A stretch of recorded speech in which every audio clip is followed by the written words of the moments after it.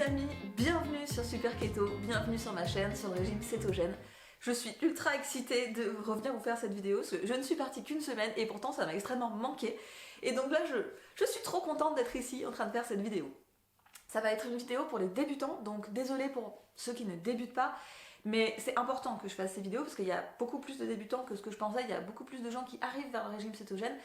Et donc j'ai prévu de faire une série de vidéos qui va vous aider à commencer à poser les bonnes bases pour ne pas perdre de temps, pour ne pas faire d'erreurs qui vous retardent dans votre adaptation. Et pour les autres, ne vous inquiétez pas, la prochaine vidéo sera un sujet un peu plus advanced, ce sera pour vous.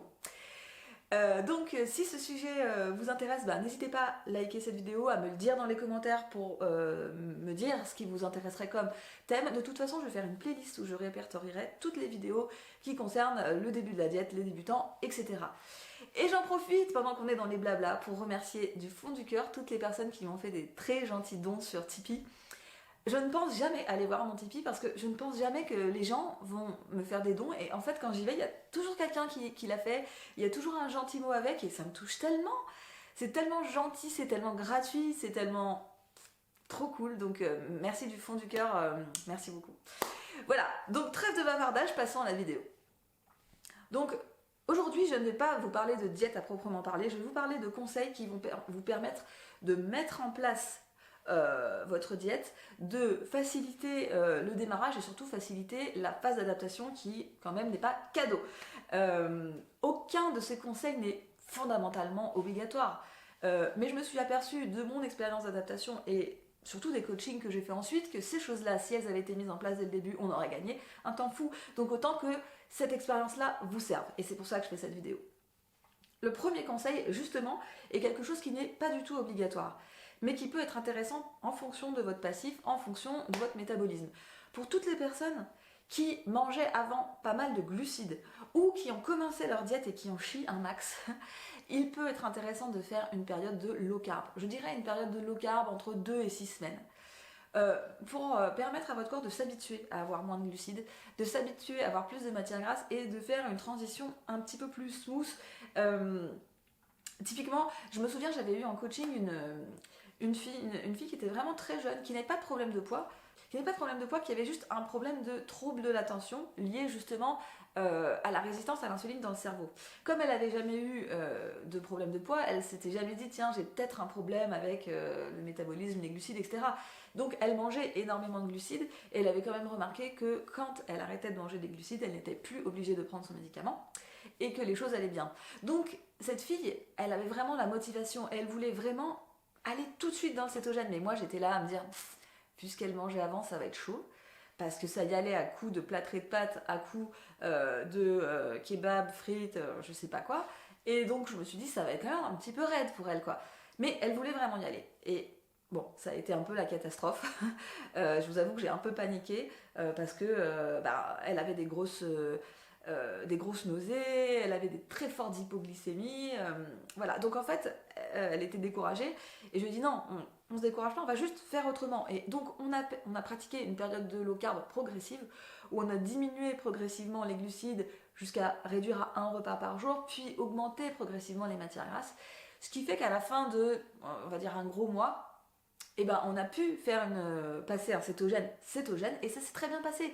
Et sa phase d'adaptation était vraiment a été sans encombre. Donc ça n'est pas pour tout le monde, mais voilà, si avant vous mangez beaucoup de glucides et que vous sentez qu'en commençant le cétogène quand même c'est compliqué, que vous avez du mal, le métabolisme a du mal et tout, pensez-y, ça peut être une solution. Deuxième conseil, là celui-ci je dirais qu'il est quasiment obligatoire. Si vous êtes comme il se doit, en dessous de 20 ou 30 grammes de glucides par jour, vous devez absolument vous supplémenter en sodium, en magnésium et manger des aliments qui contiennent du potassium, sinon vous allez être dans un sale état parce que en plus de votre phase d'adaptation, vous avez des symptômes qui vont s'ajouter de ces carences en minéraux. Parce que c'est mathématique, si vous arrêtez d'avoir une production d'insuline constante, la diminution de l'insuline va signaler au rein de relâcher de l'eau, de relâcher du sodium et donc vous allez perdre dans la foulée votre magnésium, votre potassium et ça va entraîner des gros symptômes genre des nausées, des maux de tête, des crises de larmes, manque de potassium, de la rétention d'eau dans les jambes, enfin plein de trucs, de constipation.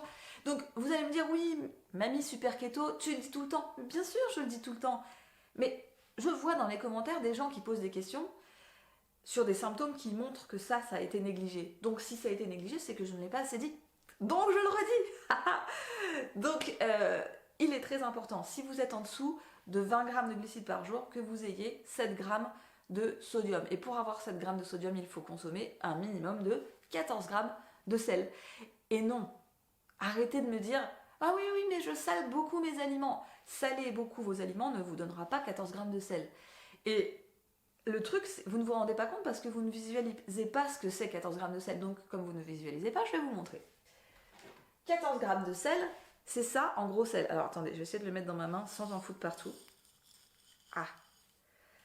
C'est tout ça, les enfants. C'est tout ça de sel. Et là, on est sur du gros sel en plus. Donc, vous n'arriverez pas à saler vos aliments avec ça. Ou alors c'est que vous mangez vraiment beaucoup. Donc la solution, c'est tout ce que vous n'avez pas consommé, de le mettre dans une bouteille d'eau et de le boire. Ou alors de sucer les petits grains de sel si ça ne vous pose pas de problème.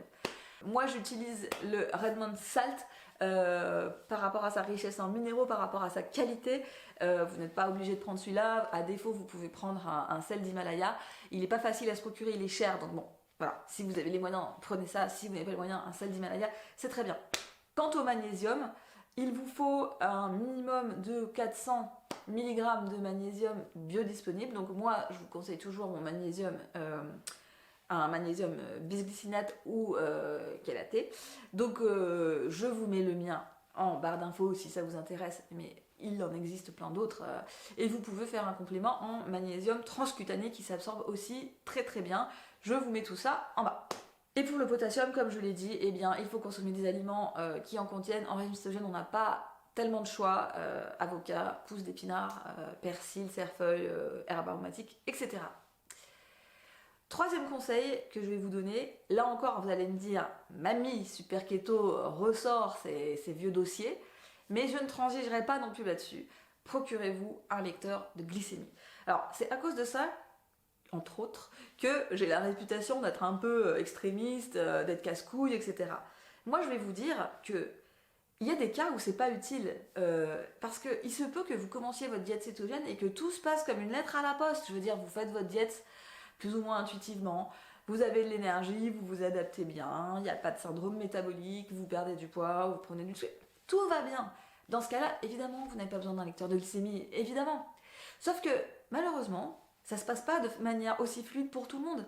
Ça s'est pas passé comme ça pour moi, et la plupart du temps, en coaching, enfin si les gens viennent aussi me voir, c'est parce que ça s'est pas passé très facilement au début. Donc il y a des gens pour qui c'est plus difficile, et pour eux, le lecteur de glycémie, c'est une aide. D'abord parce que en fait, votre glycémie et votre cétonémie disent quelque chose de votre état de santé et de votre adaptation. Il y a des gens qui ont la glycémie qui ne baisse pas, il y a des gens qui ont la glycémie qui baisse mais qui est très déréglée, il y a des gens qui ont la cétonémie qui est trop basse, il y a des gens qui ont la cétonémie qui est très élevée. Et en fait, ces choses-là disent des choses sur vous et permettre de savoir, un, où vous en êtes, et deux, qu'est-ce qu'il y a à faire pour vous aider derrière. Donc si vous êtes en coaching avec moi, je suis désolée, mais je vais vous emmerder avec ça, je vais vous dire que j'ai du mal à vous aider si vous n'avez pas cet outil-là. Et puis, je vais reprendre un exemple de coaching.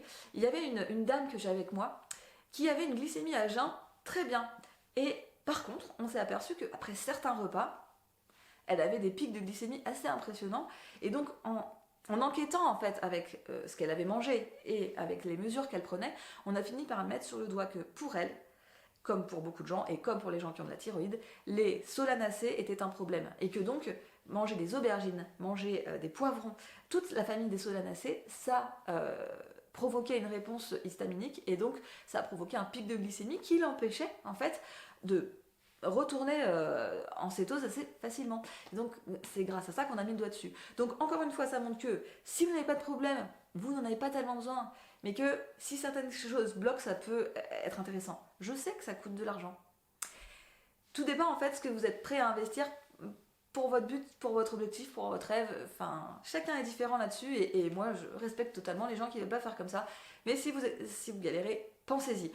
Si vous avez besoin d'aide pour utiliser votre lecteur de glycémie, si vous ne savez pas quoi choisir, etc. Moi j'ai fait des vidéos sur ce sujet, je vous les remets en barre d'infos, n'hésitez pas à aller les voir, elles sont relativement complètes sans vouloir me la péter. Quatrième conseil que je vais vous donner, là encore je ne vais pas trop vous surprendre, il faut absolument que vous pensiez à votre sommeil. La phase d'adaptation est une phase qui met votre corps à rude épreuve. Parce que, vous allez tout lui changer. Vous donnez un différent carburant, votre corps, et il a du mal à faire avec. Il n'arrive pas au début à faire des cétones. La glycémie est déréglée. Vous faites travailler des organes un peu plus. Le foie, la vésicule biliaire vont plus travailler. Les sels biliaires vont avoir besoin d'être produits en plus grosse quantité. Il faut produire des nouvelles enzymes. Il faut produire des nouveaux digestifs. Vous avez les intestins qui comprennent rien, parce que les bactéries qui sont d'habitude nourries avec quelque chose sont nourries avec quelque chose d'autre. Donc pareil, c'est ouh. Et puis pendant cette phase, globalement, vous manquez d'énergie. Donc si par-dessus ça vous dormez mal, ça va être un calvaire. Donc ça c'est la première chose. Aidez-vous en termes d'énergie avec le sommeil. La deuxième chose, c'est que le sommeil, s'il est de qualité, et notamment le sommeil profond, est un allié inestimable pour l'adaptation. Pendant la nuit, et surtout en sommeil profond, votre corps retrouve sa balance homéostatique. Parce qu'il n'y a pas le stress de la journée, le stress du travail, le stress des collègues, le stress des engueulades, le stress de la pollution, le stress d'une mauvaise nourriture. Tous les stress de votre vie, en fait, sont momentanément mis en pause. Donc votre corps retrouve plus facilement sa balance homéostatique.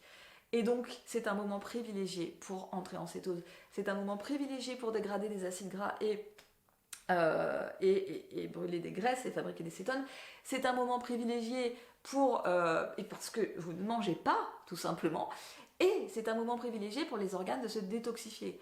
Toutes les personnes qui ont de la dominance d'œstrogène, c'est parfait. C'est là que le foie va détoxifier son surplus d'œstrogène. C'est là que peuvent se réparer les différents problèmes. Donc, si vous faites attention à votre sommeil et que vous arrivez à passer un temps correct en sommeil profond, vous aidez votre adaptation énormément. Je vais vous dire, faites attention à votre sommeil pendant la phase d'adaptation et pendant toutes les phases où vous voulez perdre du poids. Ça va être, ou alors réparation d'organes. Faites attention à votre sommeil. Quand vous serez adapté, vous verrez s'il y a des moments où vous y faites moins gaffe, vous verrez. Mais pour cette phase-là, vraiment faites-le. Vous n'avez pas idée d'à quel point ça peut vous aider. Ça vous aidera bien plus que n'importe quelle perfection de macro ou n'importe quel complément alimentaire. Donc, et enfin, dernier conseil, ça va être de commencer à mieux choisir vos matières grasses. Vous venez d'un endroit où vous avez toujours entendu qu'il faut consommer des matières grasses végétales et des polyinsaturés, monoinsaturés. Donc vous avez l'habitude de consommer de l'huile d'olive, de l'huile de colza, de l'huile de noix, etc., etc. Le contexte change à partir du moment où vous êtes en régime cétogène, dans un contexte de faible glucides.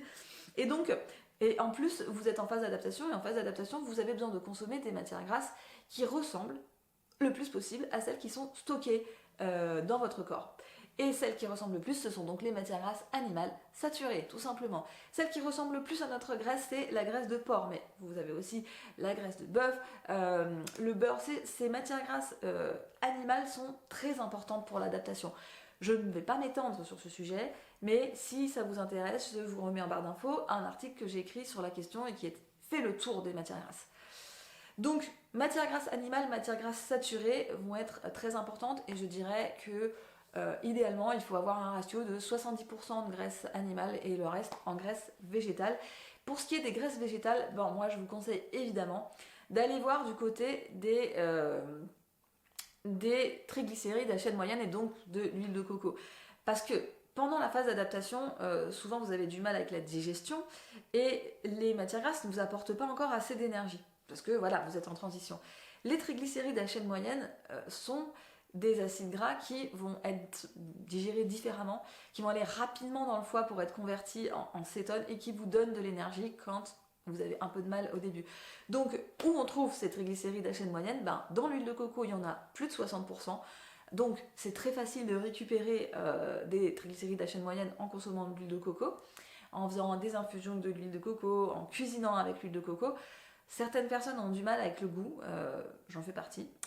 Donc pour toutes celles-là, ou pour celles qui veulent des triglycérides purs, vous pouvez acheter de l'huile MCT ou de la crème MCT.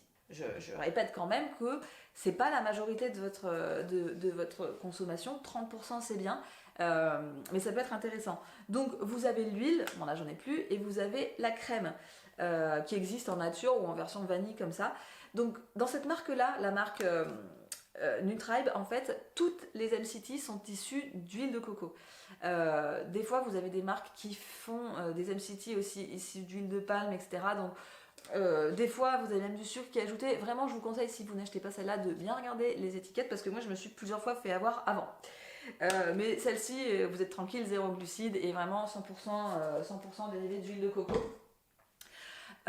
Donc si vous commencez avec ça, commencez quand même doucement, parce que tout le monde ne digère pas forcément ça.